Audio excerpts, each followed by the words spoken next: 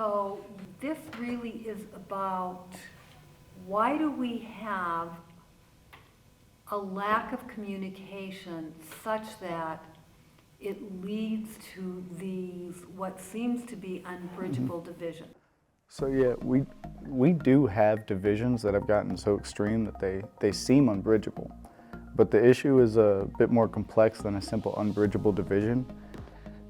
It's important that we step away from our strictly American perspective and see that this issue is something we can break down a lot easier than we have. It's not just Democrats and Republicans, it's systems that encourage division. The argument is that the state's institutions and the individuals have enabled their internal tendencies of being tribal. We're tribal creatures, we're tribal animals. We want to unite, and we want to unite against others. In every interaction, we're incentivized to interact a certain way. And we shouldn't get mad about how we're interacting, but acknowledge that we need to critique the structures that incentivize us to interact this way. And we're misled. We do not know the nuances of each Republican or each Democrat. But when we talk about issues nationally, we don't see the humanity in these figures. We see them as just this national representative for this one identity.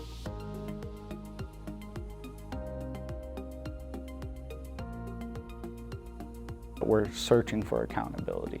We're trying to figure out who's to blame and then yelling at them to fix the problem. But in reality, we are to blame. We can interact with our local government, with our local politics, and make more significant change than we'd imagine. And we'd make change that is tailored to our community and doesn't encourage backlash. When you try and make these policy preferences on a national level, there's going to be backlash. And you need different policies in each region to address that. And if we're just making policy decisions based on being liberal or conservative or Democrat or Republican, we're dismissing the differences that come with each neighborhood, each region. At the current state, when we don't agree with policy initiatives in our region, we're mad at the president, and that's a few steps too far. That's not where we can actually fix our problems. When we're mad about the policy initiatives that our local government is enacting, we can call out our local government. There's more accountability.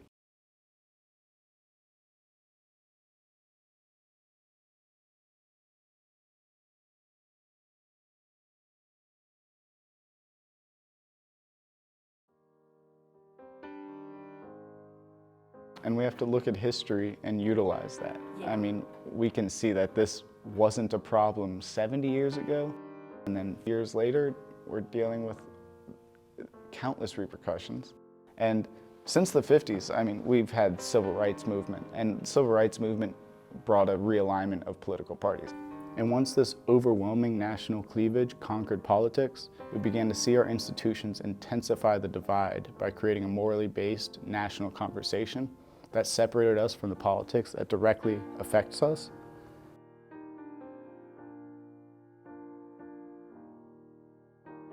You can see clearly in the last 50 years, our institutions have dramatically changed. I mean, how could the media be the same when social media has been introduced?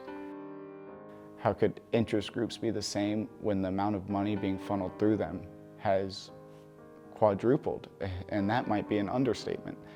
I mean, how could federal parties and state parties be any different when they use the same platform to discuss topics? We got to acknowledge that the last 50 years has dramatically changed how these institutions operate, and that has changed how they incentivize us to communicate. And if we were able to bring our institutions back to how they operated 50 years ago, the divide would look a lot more like it did 50 years ago.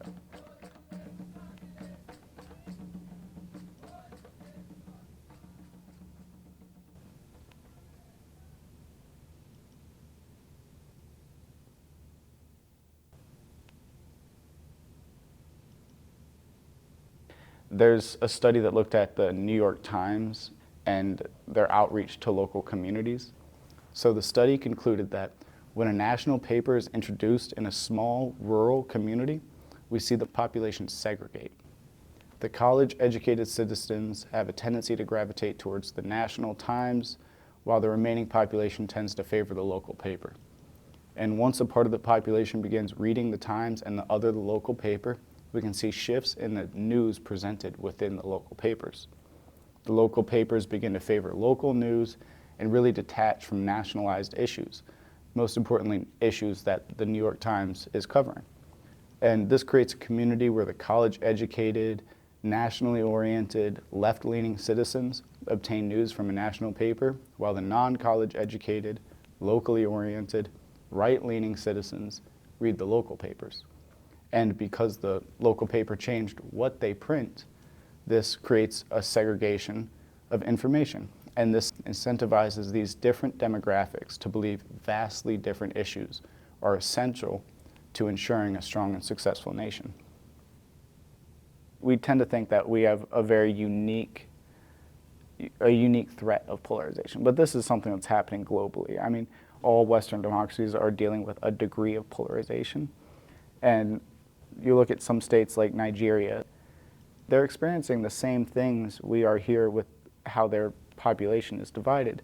And most importantly, they're using the same institutions to solve that problem. We need to look at how they're utilizing the institutions to bring about significant social change.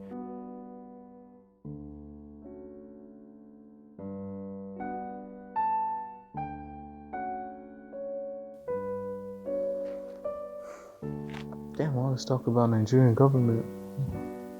I try not to talk about it too much because, like, when you talk about it, you think, and when you think, you get depressed. There's a lot that is happening that is out of your control.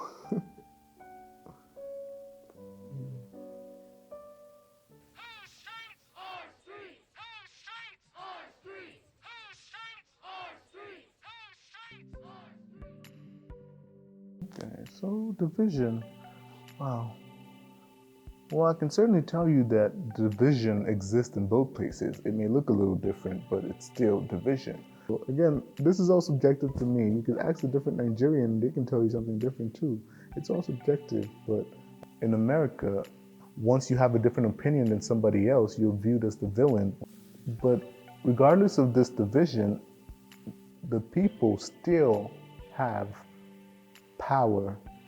In Nigeria, when there is division, the people can't do much about it. You can voice your opinion, you can cry and scream all day, but you can't really change much because, again, it's sort of like a dictatorship. It becomes every man for himself when they're in political power, which is not supposed to be.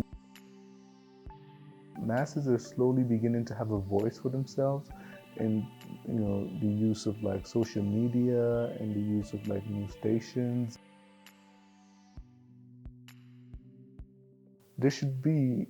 There isn't, but there should be a fair distribution of wealth and income to the people, because that is the people at the end of the day, those are the people that you are serving.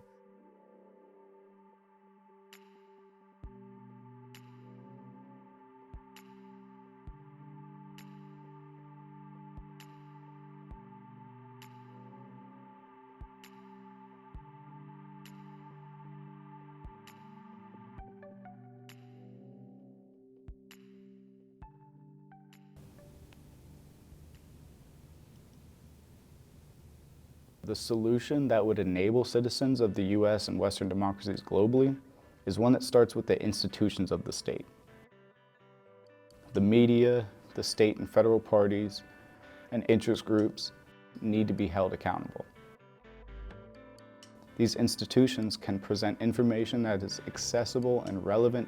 They can represent regional differences to the centralized governmental bodies that pass legislation in our interests. They can advocate for specific interests of minority groups in a way that does not pit them against the majorities. They can create a stable society that incentivizes individuals to interact with each other. If the citizens of a country, and specifically the United States, were able to acknowledge the power our institutions have in incentivizing our behaviors, we can begin to see how to restructure these institutions to incentivize the creation of a society that would benefit us all. Dismantling divisive institutions and implementing self-reinforcing institutions would present an avenue for citizens to see their political counterparts as morally and rationally adequate. We can return to a 1950s United States if and only if we figure out a way to revive the institutions of the 1950s, while merging them with the social and moral progress we've made in the last 70 years. Yeah. Well, who am I to do anything? I'm just one man.